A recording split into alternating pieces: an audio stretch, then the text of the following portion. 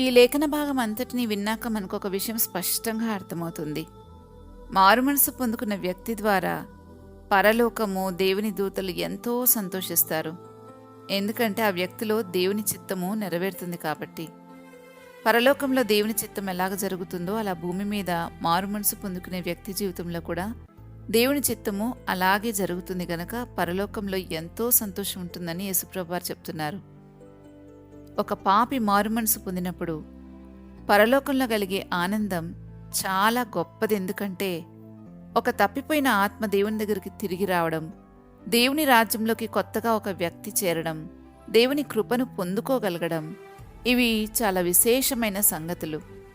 ఒక ఆత్మ నిత్య జీవం వైపుకు అడుగులు వేయటం అనేది మొట్టమొదట మారుమనసుతోనే మొదలవుతుంది. ఒక వ్యక్తిలో మారుమనసు కోసం పరలోకమంతా కలిసి పనిచేస్తుంది. ముఖ్యంగా తండ్రి, కుమార, పరిశుద్ధాత్మ యొక్క పని ఎంతగానో ఉంటుంది కాబట్టి దాని ప్రతిఫలమైన మారుమనస్సు అనే అద్భుతం ఒక వ్యక్తిలో జరిగినప్పుడు పరలోకమంతా కలిసి సంతోషిస్తుందని యేసుప్రభు వారు ఇక్కడ చాలా స్పష్టంగా 2 సార్లు చెప్పారు. ఈ మెసేజ్ మీరు పూర్తిగా వినాలి అని అనుకుంటే కింద లింక్ ఇచ్చాము. ఆ లింక్ని క్లిక్ చేస్తే అది మిమ్మల్ని బైబిల్ స్టడీలోకి తీసుకుని వెళ్తుంది. అక్కడ పూర్తి మెసేజ్ని వినగలరు.